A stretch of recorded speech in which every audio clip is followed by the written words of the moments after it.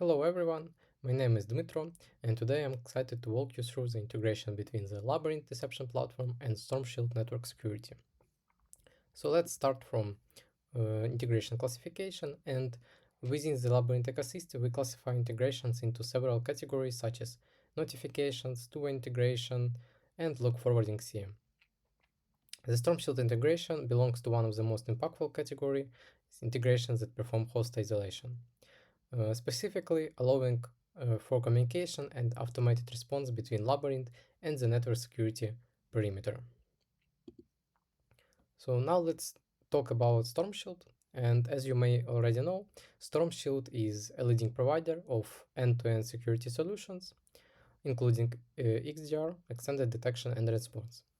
Their network security appliances are designed to protect, secure, and anticipate threat across complex infrastructures, ensuring that critical data remains safe from evolving cyber attacks. So let's move on to the Stormshield integration workflow. So how does it work? And this integration works similarly to our integrations with other EDR and firewall products. And the core objective is to decrease response time by automatically isolating an attacker immediately after they interact with the point. So here's the typical workflow for the Stormshield integration. And first, an attacker interacts with the point, so one of our decoys within the network. After that, Labyrinth immediately detects this interaction and generates an alert. Next, Labyrinth sends an API request directly to Stormshield appliance. And finally, Stormshield automatically adds the attacker IP to the blacklist, effectively isolating the threat in real time. So now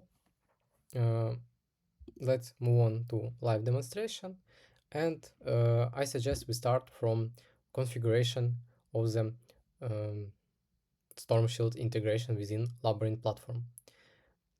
And to set up this configuration, you will need to provide host, port, credentials for accessing API, expiry, and severity for the isolation.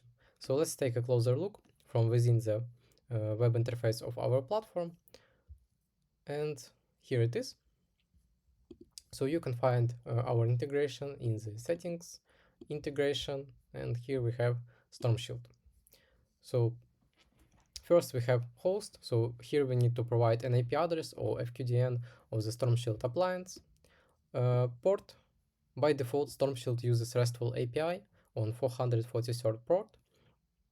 Next you will need to provide user credentials with sufficient rights to add IP to blacklist.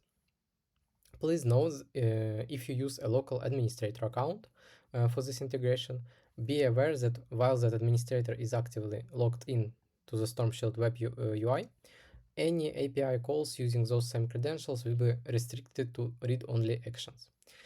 We strongly recommend to creating a dedicated service account for this integration rather than using a shared local administrator. So after that, you can enable host isolation, and here you will need to provide expiry time in seconds. So here I've provided expiry time of 3 minutes. You can set it to 0 if you want, so for no expiry time. In such case, you will need to manually delete IP address from blacklist.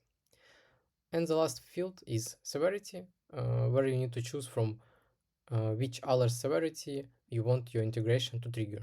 So for our example, I will use medium severity. So now we can test the integration. So all is working okay. We have a successful message and we can save it.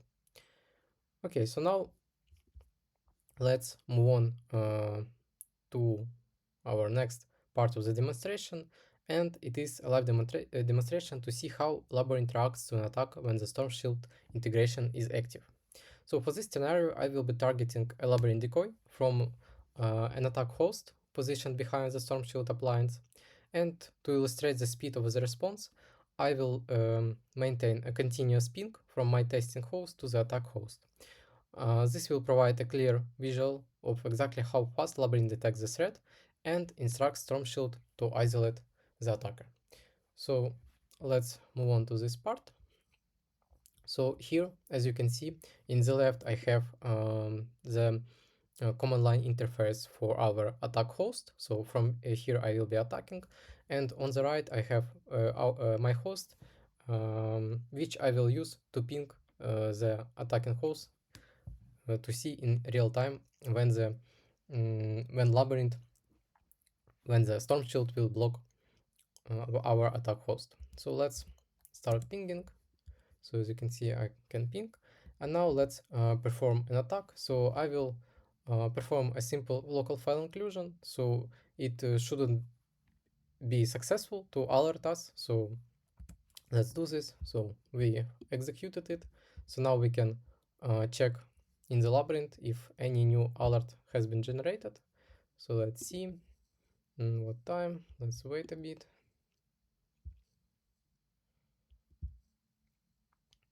Okay, so we have our alert, newly generated alert, and now as you can see, ping requests are not they are timed out, so we cannot reach the attack host.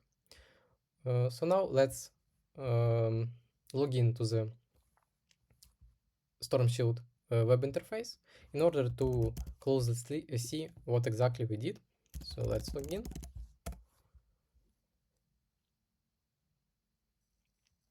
And now here we can move to the monitoring, and here we have blacklist or whitelist. So as you can see, we have in the blacklist our host that we just blocked, and we can see the expiry time. We can update it.